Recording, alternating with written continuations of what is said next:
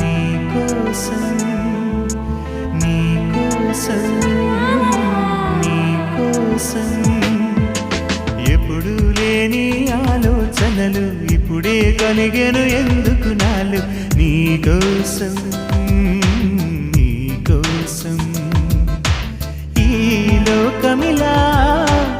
ఏదో కలలా నాకంతా కొత్తగా వింతగా కనిపిస్తూ ఉంది నీకోసం నీకోసం నీకోసం నీకోసం